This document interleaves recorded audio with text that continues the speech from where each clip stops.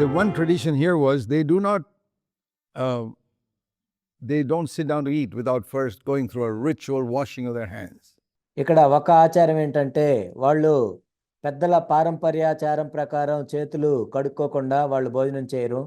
But the disciples were pretty careless about all that, and Jesus answered and said to them, కానీ శిష్యులు వాటన్నిటిని పట్టించుకోలేదు. యేసు ప్రభు దాని గురించి జవాబు చెప్తున్నారు. why do you yourself transgress the commandment of God for the sake of your tradition? He says, I'll tell you other areas where you are breaking God's word with your traditions. ఇక్కడ యేసుక్రీస్తు ప్రభువారు ఒక ప్రశ్న అడుగుతున్నారు. మీరును మీ పారంపర్యాచారం నిమిత్తమై దేవుని ఆజ్ఞను ఎందుకు అతిక్రమించుతున్నారు? మీరు కూడా ఫలానా విషయంలో ఈ విధంగా చేస్తున్నారు అని ప్రభువు చెప్తున్నారు. This is a small thing. నిజానికి వీళ్ళు చేసేది చాలా చిన్నది. ఇక్కడ that they don't wash their hands ritualistically. They were not talking about hygiene there. పెద్దల పారంపర్యాచారం ప్రకారం వాళ్ళు చేతులు కడుక్కోవట్లేదు, కానీ మామూలుగా పరిశుభ్రంగా ఉండటానికి చేతులు కడుక్కోవటం గురించి కాదు అక్కడ. But they were talking about a ritualistic washing of the hands in a certain way for a period of time before they eat. ఇక్కడ పరిసయ్యులు మాట్లాడేది ఏంటంటే వాళ్ళు భోజనం చేయటానికి ముందు పెద్దల పారంపర్యాచారం ప్రకారం ఒక విధంగా చేతులు కడుక్కోవటం కొంత సమయం, దాని గురించి. I mean, if one washes hands for the sake of hygiene, that's at least one thing. పరిశుభ్రంగా ఉండటానికి చేతులు కడుక్కున్నట్లయితే అది మంచిదే. But here it was a ritual, a religious ritual, which they were wondering why the disciples didn't go through.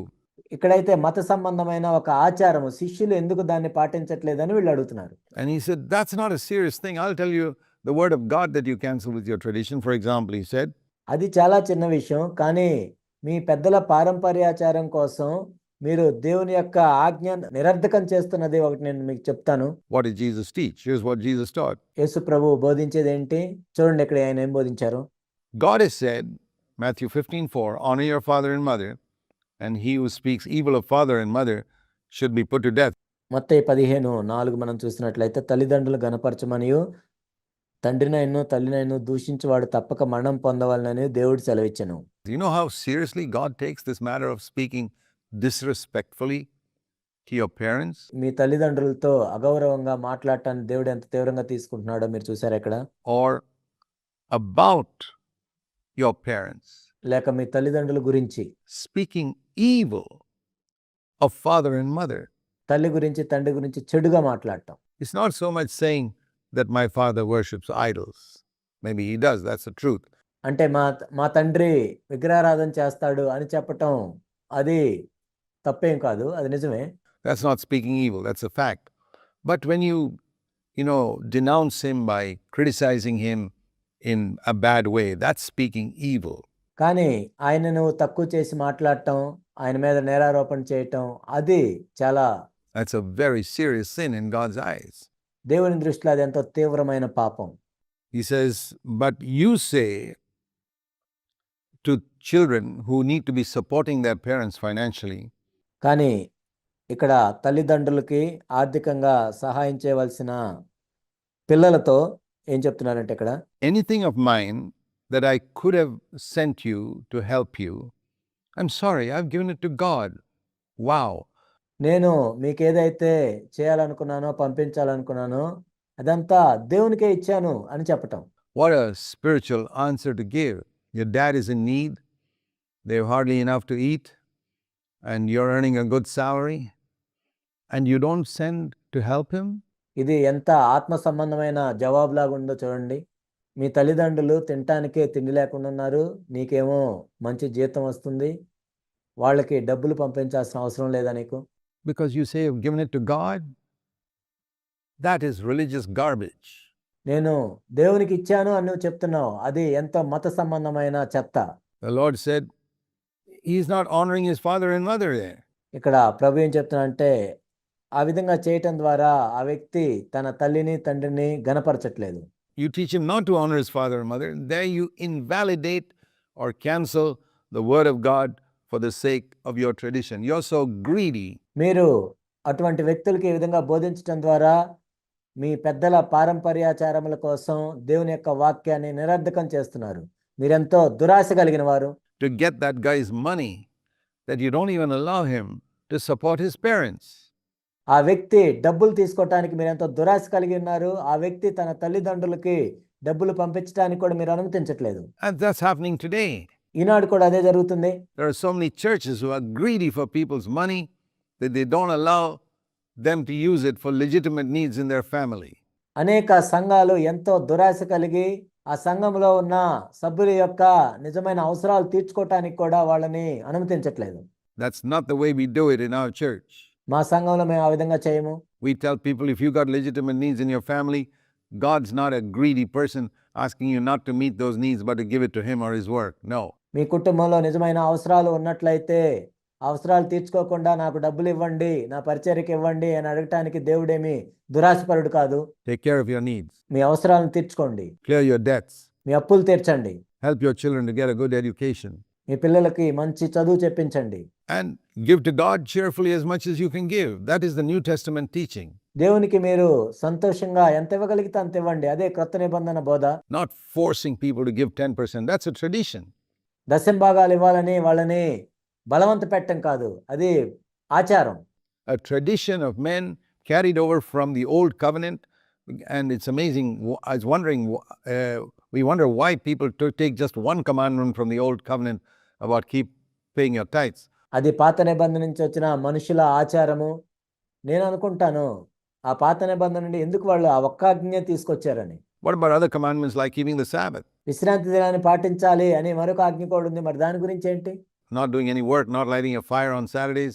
శనివారం ఏ పని చేయకుండా, కనీసం పొయ్యి కూడా ముట్టించకుండా. And other commandments like killing a lamb or a goat every time you sin.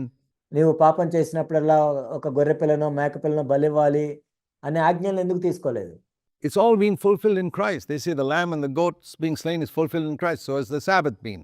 ఇవన్నీ కూడా క్రీస్తులో నెరవేర్చబడ్డాయి. గొర్రె పిల్ల మేక పిల్లను బలివ్వటాలు, విశ్రాంతి దినము ఇవన్నీ కూడా క్రీస్తు యొక్క మరణంలో నెరవేర్చబడ్డాయి. So has the tithing been. It's all fulfilled in Christ. ఆ విధంగా దశంభాగం కూడా ఆయనలో నెరవేర్చబడింది. The law is over. The old covenant has been abolished. Hebrews chapter 8. ధర్మశాస్త్రం అంతా కూడా ఆయనలో నెరవేర్చబడింది. పాత నిబంధన అంతా కొట్టివేయబడింది. హెబ్రీయులకు రాసిన పత్రిక 8వ అధ్యాయం. We're not supposed to tithe today. ఈనాడు మనం దశంభాగాలు ఇవ్వాల్సిన అవసరం లేదు. You mean we're not supposed to give to God, you say? అప్పుడు మీరు అంటారు, మరి మనం దేవునికి ఏమి ఇవ్వకూడదా? Yes, you can give cheerfully. Whatever you give cheerfully. నువ్వు దేవునికి ఉత్సాహంగా సంతోషంగా ఎంత ఇవ్వగలుగుతావో అంత ఇవ్వచ్చు. Is what it says in 2 Corinthians 9 and verse 7. 2 కొరింథీ 9:7 ఈ విధంగా చెప్పబడింది. In the Old Testament, the important thing was how much you gave. పాత నిబంధనలో అయితే నువ్వు ఎంత ఇచ్చావు అన్నదే ప్రాధాన్యమైనది. 10% like income tax. It's a fixed rate. Income tax rate is fixed. దశంభాగం చెల్లించాలి 10%. అంటే ఇన్కమ్ ట్యాక్స్ లాగా ఆ రేటు ఫిక్స్డ్గా అలా ఉంటుంది. They were paying income tax to God. వాళ్ళు దేవునికి ఇన్కమ్ ట్యాక్స్ చెల్లించేవాళ్ళు. But in the new covenant, our relationship with God is not like a servant to his master paying income tax. కానీ క్రొత్త నిబంధనలో దేవునితో మన సంబంధం ఏంటంటే ఒక యజమానునికి దాసుడు చెల్లించే ఇన్కమ్ ట్యాక్స్ లాంటిది కాదు. It's like a wife to her husband. A wife doesn't pay income tax to her husband. ఇది ఎలా ఉంటుందంటే భార్యాభర్తల సంబంధం లాగా ఉంటుంది. ఒక భార్య తన భర్తకి ఇన్కమ్ ట్యాక్స్ ఏమి చెల్లించదు. She loves her husband and says, anything I have, you can have. తన భర్తను ఎంతగానో ప్రేమించి నాకున్నదంతా నీదే అని చెప్తుంది. It's a bride to a bridegroom relationship. ఇది పెండ్లి కుమార్తెకు పెండ్లి కుమారునితో ఉన్న సంబంధం. Do you want to go back to the old servant-master relationship with God, paying income tax to him? మీరు దేవునికి ఇన్కమ్ ట్యాక్స్ కట్టి పాత నిబంధనలో ఉన్న యజమానుడు సేవకుడు సంబంధానికి మరలా వెళ్ళాలనుకుంటున్నారా? Then forget about this tithing ఒకవేళ మీరు ఆ విధంగా అనుకోకపోతే ఈ దశంభాగం మర్చిపోండి. and say, Lord, I have a relationship with you where all that I have is yours. Tell me how much I can use for myself. ప్రభువా, నీతో నాకు సంబంధం ఉంది, నాకున్నదంతా నీదే. అయితే నా అవసరాల గురించి నేను ఎంత వాడుకోవాలో నాకు చెప్పండి.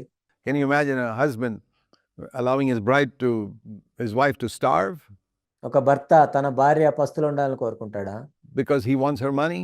That would be an evil husband. God's not like that. Christ is not like that. తన డబ్బంతా కావాలని భర్త భార్య గురించి అలా అనుకుంటాడా? అలా అనుకున్నట్లయితే ఎంతో దుష్టుడైన భర్త.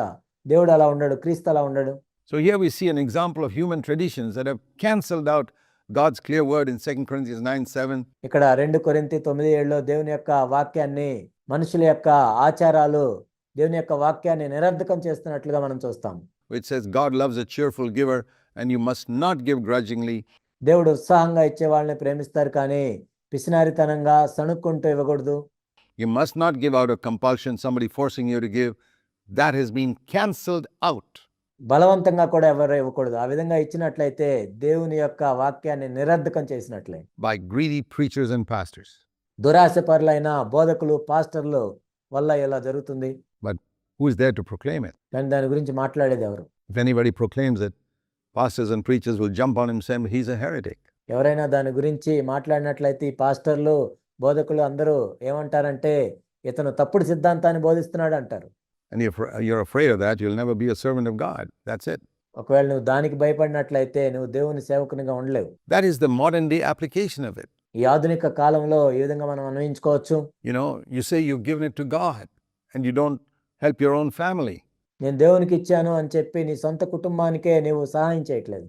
Jesus said you have actually cancelled out the word of God. ఇక్కడ యేసుప్రభు ఏమంటున్నారంటే నిజానికి నువ్వు దేవుని యొక్క వాక్యాన్ని నిరర్ధకం చేస్తున్నావు. He who does not care for his own family, 1 Timothy 5 verse 8.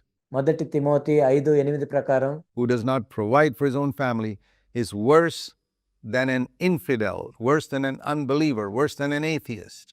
మొదటి తిమోతి 5:8 ప్రకారం ఎవరైతే తన కుటుంబాన్ని సంరక్షించరో వాళ్ళు అవిశ్వాసుల కంటే చెడ్డవారు, దేవుణ్ణి నమ్మని వారి కంటే చెడ్డవారు.